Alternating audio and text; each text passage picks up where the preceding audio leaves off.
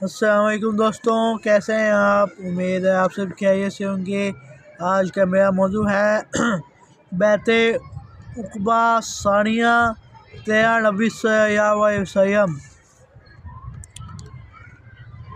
ہم صرف خدا واحد کی عبادت کریں گے اور کسی کو اس کا شریک نہیں بنائیں گے۔ ہم چوری اور زناکاری کے کبھی مرتکب نہ ہوں گے۔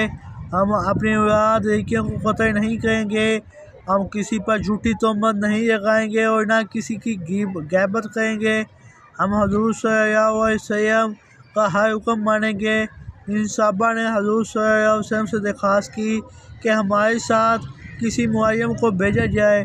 آپ صلی اللہ علیہ وسلم نے حضرت مصعب بن عمیر کو روانہ فرمایا تاکہ وہ مدینے کے لوگوں میں تکبیر کے حق کریں اور جو لوگ مشرف اسلام ہو چکے ہیں ان کو قرآن و احکام اسلام سکھائیں۔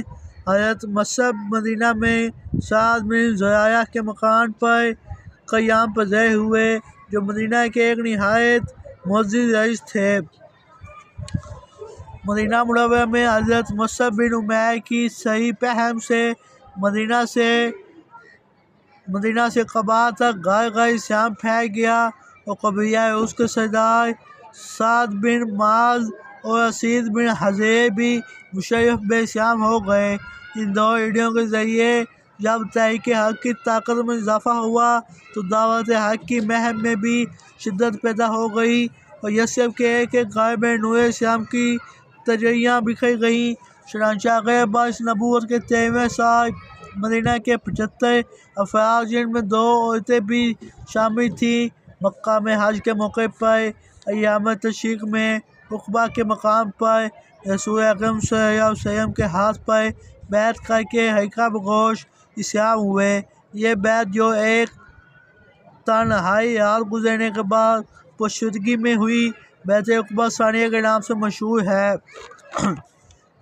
اس موقع پر حضور صلی اللہ علیہ وسلم کے چچا حضرت عباس، جو ابھی مشرف اسلام نہ ہوئے تھے، بھی آپ صلی اللہ علیہ وسلم کے ساتھ تھے۔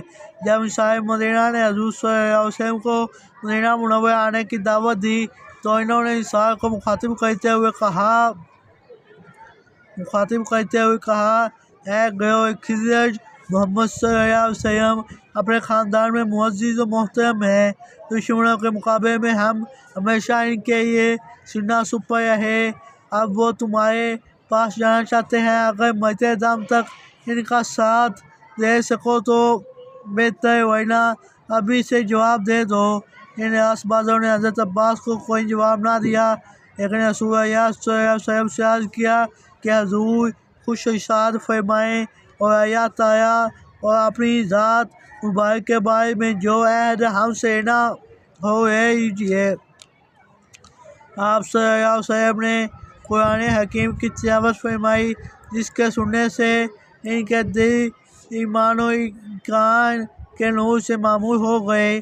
ہزار بار نبی صلی اللہ علیہ وسلم نے فرمایا، اس بات کا عہد کرو کہ تم دین حق کی اشاعت میں میری پوری مدد کرو گے، اور جب میں تمہارے شہر میں جا بسوں تو تم میری اور میرے ساتھیوں کی حمایت اپنے اہل عیال کی مانند کرو گے۔ ایمان والوں نے پوچھا، ایسا کرنے کا ہم کو معاوضہ کیا ملے گا؟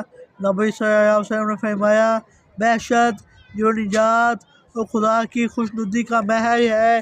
ایک انصاری حضرت بیار نے بیعت کے لیے آپ کا ہاتھ تھام کر کہا، ہم لوگ تلواروں کی گود میں پڑے ہیں، اللہ کی قسم ہم جس طرح اپنے اہل و عیال کی حفاظت کرتے ہیں اسی طرح آپ صلی اللہ علیہ وسلم کے لیے سینہ سپر ہوں گے۔ ایک اور انصاری ابو ہشام نے بات کاٹ کر کہا، یا رسول اللہ صلی اللہ علیہ وسلم، ہمارے یہود کے ساتھ تعلقات ہیں جو اس بیعت کے بعد ٹوٹ جائیں گے، کہیں ایسا تو نہیں ہوگا جب آپ صلی اللہ علیہ وسلم کو قوت و اقتدار حاصل ہو جائے تو آپ صلی اللہ علیہ وسلم ہم کو چھوڑ کر اپنے وطن چلے جائیں؟ سرور عالم صلی اللہ علیہ وسلم نے مسکرا کر جواب دیا، نہیں، تمہارا خون میرا خون ہے، تم میرے اور میں تمہارا ہوں۔ تم نے جس سے صلح کی اس سے صلح کروں گا اور جس سے جنگ کی اس سے جنگ کروں گا۔ برا بن معرور وہ پہلے بزرگ ہیں جنہوں نے اس سب سے پہلے بیعت کی۔ اس بیعت کو بیعت الحرب یعنی جنگ کی بیعت بھی کہتے ہیں، کیونکہ اس میں جنگ کا عہد بھی شامل تھا۔ بے الفاظ دیگر اب محمد صلی اللہ علیہ وسلم کا ساتھ دینے کے معنی قریش اور سارے عرب کے ساتھ برسر پیکار ہونے کے ساتھ تھے۔